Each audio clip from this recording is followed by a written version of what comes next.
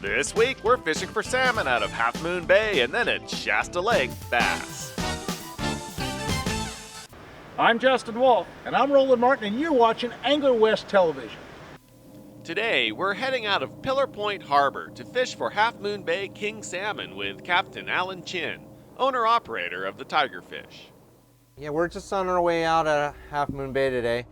We're going to be heading down to an area just outside the Deep Reef, and where the guys have had pretty good action throughout the week.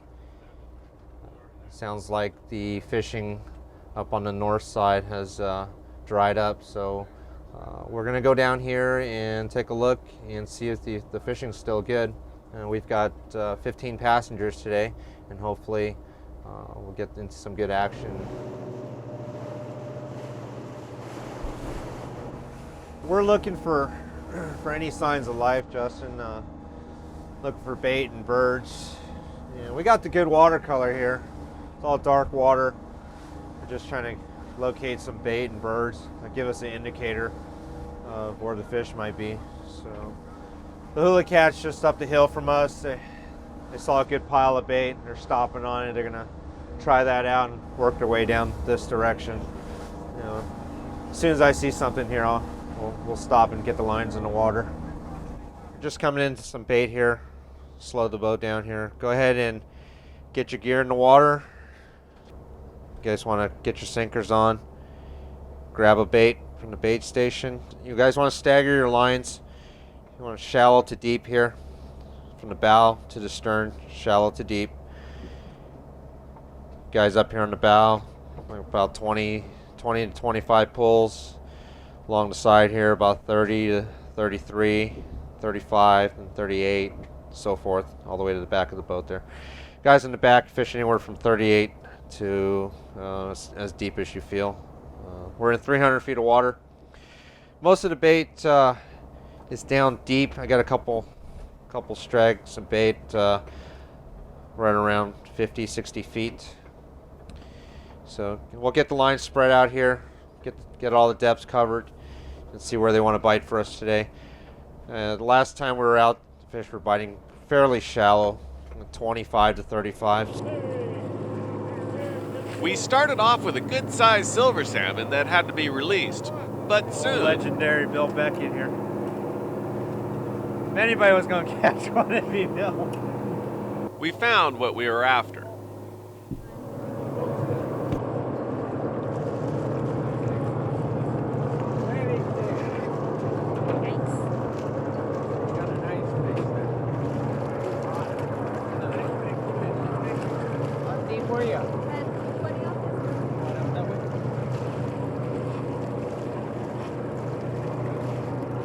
It's very early in the season for Half Moon Bay salmon, and the bite has varied from day to day, but a little later this summer and fall, hookups like this should be very common.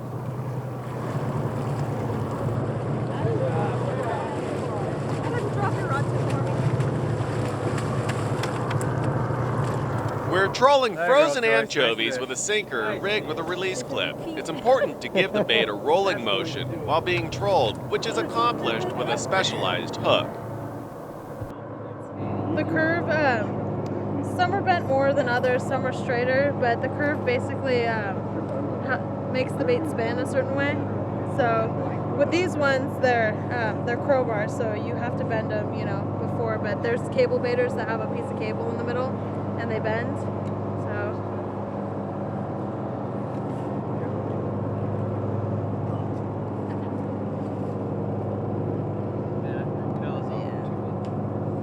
Stick the pin in to hold the head closed to keep the bait on the hook. Like the last 2 months. I just cut my hair like heck.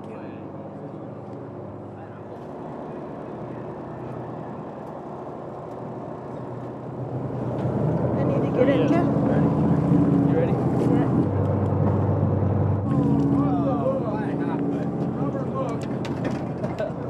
Popped off. While everything you need is available on the Tigerfish, many experienced anglers will bring their own trolling rigs, including flashers and dodgers, which is fine as long as you maintain the correct depth so you don't tangle with others. And if someone near you hooks up, reel up fast and give them room so their fish can be boated.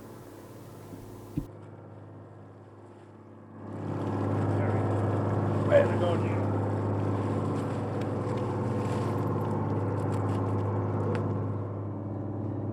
Here's a beautiful king salmon caught off the deep reef down here in Half Moon Bay. And this is probably about a 12-pound fish. Beautiful fish. The season runs from the middle of April to about the first part of November. And typically in the springtime we get excellent krill salmon fishing. Right now we're catching the anchovy fish. And the anchovy fishing usually lasts anywhere from about late May until the late fall there. And then the last week will be in the early part of November. Just south of San Francisco, Half Moon Bay is a great vacation destination with lots to do and see besides fishing. But the fishing's the best part, I think. Book a trip on the Tigerfish right now. Call 650-726-7133 and visit online at tigerfishsportfishing.com. And for a place to stay, I recommend the Pillar Point Inn within view of Pillar Point Harbor, a classy bed and breakfast that you and your wife will want to visit over and over again. Call 1-800-400-8281 for reservations or take a tour online at pillar-point.com.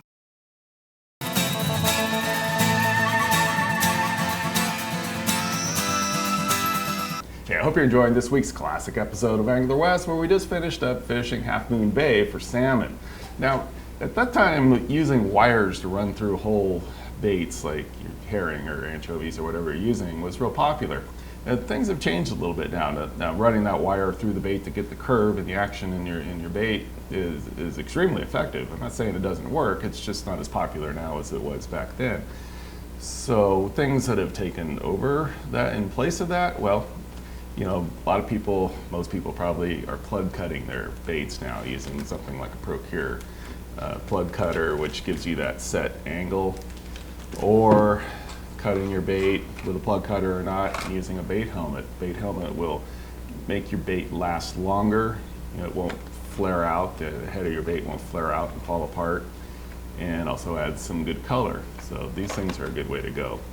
And in the last 4 or 5 years, the super baits, the Brad super baits, have really become extremely popular. You've got the original super bait and the cut plug style super bait, and these look like real fish to the fish, but you can also fill them full of scent, fill them full of anchovy, sardine, tuna bellies, whatever you want. They open up, fill them full of scent, so you're getting that incredible burst of scent, plus they look like a cut plug herring basically. And then more recently, the Yakama bait spinfish, extremely popular. Same similar concept as the super baits, but they pull apart instead of open up, stuff them full of bait, and catch fish. Lots of fish being caught on these days. Now, in general, the rule of thumb is in colder water, real bait works better. As the water warms up, then the lures kick in. That might be true. Now, up next, we are going to have a short discussion with Gary Loomis talking about the situation back then in Alaska with the fisheries. Now, when this episode first aired, it aired on regular network style television in Northern California, but also public television, PBS. So this version was on PBS. So when I put the show on PBS, all of a sudden then I had commercial time I had to fill up because you don't run commercials on public television. So that's what this is all about. It's a way to fill that space with hopefully some valuable information. And then we're going to Shasta Lake with Uncle Bill Quinn Sr. Now, Uncle Bill wasn't my uncle, he was everybody's uncle. It's just what we called him. And Uncle Bill was a great fisherman who really taught me a lot about fishing. Salmon, shad, bass, really a quality time that I value with Uncle Bill. And those kids that we're about to meet, they had the time of their lives catching their first bass on Shasta Lake with Uncle Bill. Now stay tuned. Up next, we're going to talk to Gary Loomis and then go bass fishing on Shasta Lake. Hi, I'm Justin Wolf, and I hope you're enjoying today's episode of Angler West PBS. You know, we have wonderful natural resources available to us, but it's important to understand that as a society, if we expect our fisheries to thrive, we must put back as much as we take. The world's oceans and freshwater habitats provide its people with much-needed food and fantastic recreational opportunities, but these resources are not limitless. The oceans of the world are being over-harvested, and we've all seen the effects of habitat destruction on our local rivers and streams. The combination of overharvest and habitat destruction is just too much for our Pacific Coast native steelhead and salmon runs, as well as for hundreds of other species around the world. Maintaining our fisheries for food and fun depends on restoring natural habitat and establishing sustainable harvest methods. To help us understand the issues and possible solutions to some of the problems we face, I'm joined by Gary Loomis, founder of G. Loomis Fishing Rods and president of Fish First, a nonprofit organization devoted to the restoration of our native fish runs.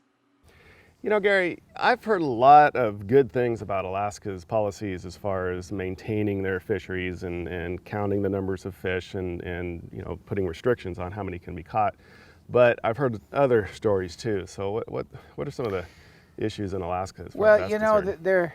they were doing better here a few years ago than they're doing again now. But you got to remember, back in 1964, they almost wiped Bristol Bay out overfishing. And then they finally, seeing that it was getting so poor, they turned around and kind of give a check on it and found out that if they don't let the fish get up the river to spawn, they don't have hatcheries like we down here that we could just kick out more smolt or more fry. They've got to depend upon Mother Nature, how she works. So they would let more fish go up the river to spawn, and it generally came back. But it seems like there's a much larger demand on salmon now, with China coming on and all of these. So there's foreign processing ships coming over, and so the issue might not necessarily be in the rivers themselves, but out in the salt water. Oh yeah. So what's going on out there? You know, it's like we've the last 35, 40 years we've blamed dams for the decline of the fish in the lower 48 states, because you can see them. But you don't see these people out in the ocean that are harvesting and then taking their fish and selling them to the processors, foreign processors, and then they're processing them and take them out of the country. So by processors, you mean ships that might be 300-400 feet long, just megaton ships. Huge. I mean, they process them, quick freeze them and everything else, and then offload them onto other ships that are going back, and then they come right back into the waters again and keep taking them during the whole cycle of spawning cycle when these fish come into the river. And are those fish counted? Do we know how many of our fish are going overseas? No, we count the ones that come into our canneries inside, but the ones on the outside, they try to count them. But you know, you got to understand that's a huge area, and they just can't keep an accurate count on it. I mean, they think they have an idea, but it's just an idea, and usually when you don't have a fairly good handle on it, your numbers are really off. Yeah. You can tell that by the decline of the sport fishing in Alaska this year. I've talked to people that have been going up there since 1981, and this is the worst year they ever seen. Really? If you harvest them in the ocean, they'll never come into the river. Right. So, well, if you'd like to learn more about conservation issues, you can go to fishfirst.org. Please visit fishfirst.org for more information about fisheries conservation. And please email suggestions and comments to info@anglerwest.com. Hi everybody, I'm Al Linder and welcome to Angler West Television. Today we're on Shasta Lake with guide Uncle Bill Quinn Sr., Joel Miller, and Chris Badger. As a 12th birthday present, Joel's grandparents have hired Uncle Bill to treat Joel and his friend Chris to a day of bass fishing on Shasta Lake. Both Joel and Chris are anticipating catching their first bass. Oh, this is sweet. We're heading a short ways up the pit arm of Shasta to Brushy Canyon, a place that's generally loaded with bass and a great place to learn the basics. I'll show you guys how to cast here a little bit. Okay. And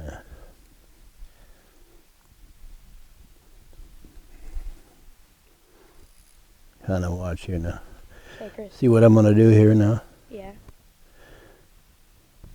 And you open that. and you kind of sling it out a little bit like that, and then you turn this handle. Watch me now. Watch me. And if they bite that, you'll feel them pretty good on that. You reel this in slow now. Let me get Chris going here. Let me have yours, Chris. Okay, let me show you one. See your finger here? Mhm. You don't have to cast it very hard because it goes far. And then I usually kick this back like this. The handle will do it. And then just jig it and then pull it. Okay. And if they bite, you know, and then you set the hook a little bit, you know. Okay. You cast that by yourself? Man, you got a way out there. Did you get one? He's got one. I got one. Oh, let go. Wait a minute. It's wrapped. It's wrapped around. There you go. There you go. Now don't reel him up anymore. Just raise it up and bring him in the boat. Undo. Yeah, you're good. That's my first bass. Wow. 10 inches. Look, it's Almost a fins. keeper. Yeah. Oh, wow. That's cool. Ooh, it went through its face. Yeah, but It doesn't hurt. You know, they're tougher than you think. They're tougher than trout. And you will push this back up for me. See how that came down? Yeah. Well, I may put your fish back. Okay. You want to turn him loose? No, just go ahead. There's a good way to hold it. Okay. I want this. Hold it tight now. Okay. There you go. Oh, ow.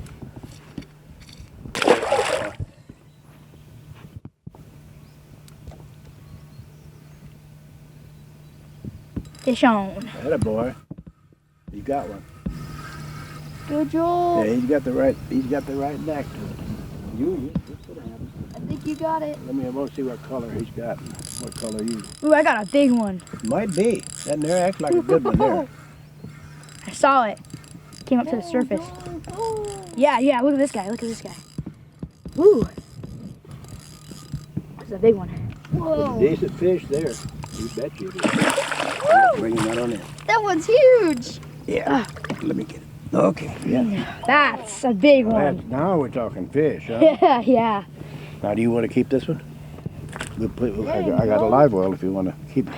You already got two, up to and you. I got none. It's up to you. Well, what he told me is you got a fish. Those are some nice gills. And that's a nice one there, huh? Okay, he's using the black, and it seemed like it's the best. What do you think? You want to put him back and let him live? I'll put him back. Yeah. Okay, give him a little kiss. Atta boy. That's good enough. Yeah, I think near shallow water is I'm going to get you a best. black one. He seems to be, that black hologram seems to, let me fix that Here. bit down a little bit. They pull it down. Oh. Okay. Go ahead and cast it till I find one of those black ones for you. It seems to, it seems to be biting that black one. It's a little tiny one. It's not that. It's a tough guy. It's fighting. Hold your pole over here, Chris. Woo! There you go. That one's sweet. Hello. Dude, that's 3. Whoa. Let me give you a hand there. Yeah. That'll work, won't it? That was a big, that was a small See guy. how what he's talking about a while ago, see how that does that? Just check it before you throw it back out. There you go. Okie dokie. Wow. Okay. 3. My count Now was you're 3. going to get a good one. Yeah. A good color. Yeah, they're biting that one for him.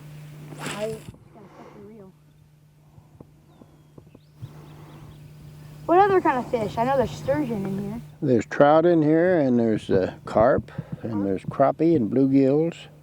But right now we just There's got those squawfish, or Sacramento River pike they call them, and they get big in here too.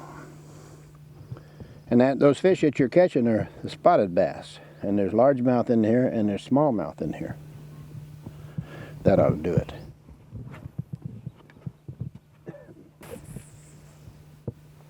nice.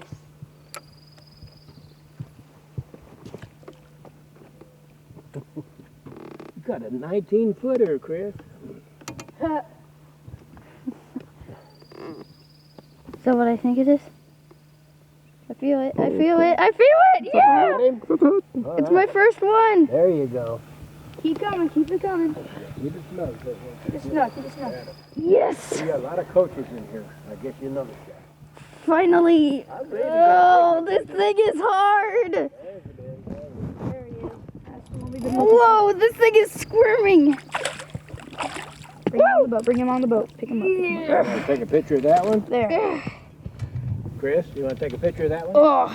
Picture of it. Woo. Whoa, look at those eyes. You want to take a picture with your camera, Chris, or not?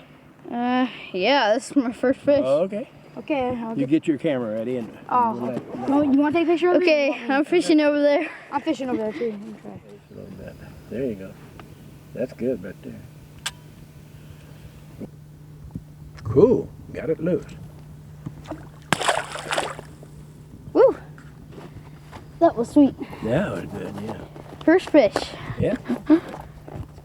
This little white one here will look like a shad to these fish. And we'll put a little bit of this Procure shad, threadfin shad juice on it. And just rub it around. And it smells like a shad, and it'll look like one. Whoa! That is a good one. Woo! That's a good one. Oh, there. Whew. It's my fifth fish. Yeah, he's a big guy. Yeah. Oh! Whoa. Oh, wow. It's pretty funny if it's the same one I caught. Oh! Oh. Yeah. Whoa. That's a quick release. It took off the Oh, thing. it took your bait. Okay, let me get you another. Oh, man. It bit it off. What the heck? He got half of your bait anyway. Fish on. Oh. He'll come back. You'll get him. You'll have your revenge.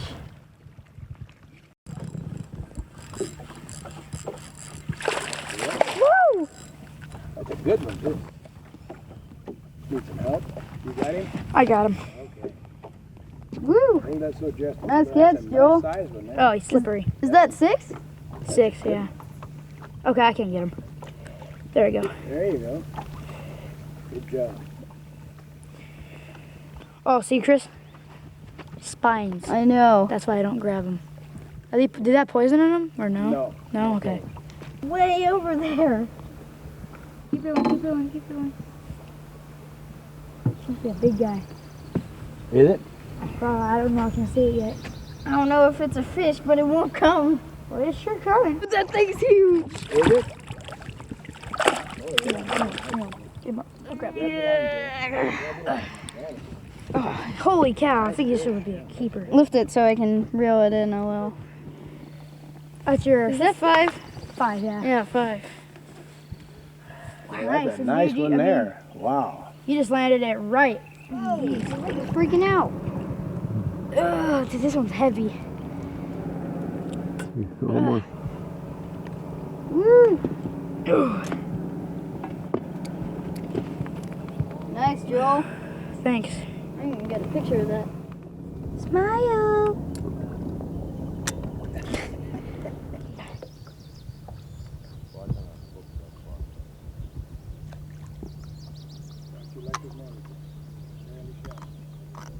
I've never been near a bald eagle before. I mean, this is just fascinating. A garter snake, yeah, big one. I haven't seen one that's this big either. Looks like he ate a frog. This thing's huge. Yeah, he's pretty wide in there, huh? You got fangs? No, it's like little teeth. This is a big snake, dude. He's huge. Garter snakes swim, right? Yeah. Oh, that's all right. There he goes. He's a racer, isn't he? No, that's a garter snake. Garter snakes have the yellow lines on their back. I'm the biggest one. Oh, he bit him.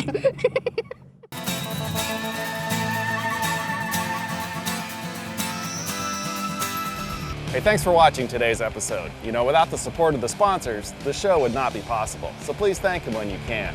Now get out there and do some great fishing.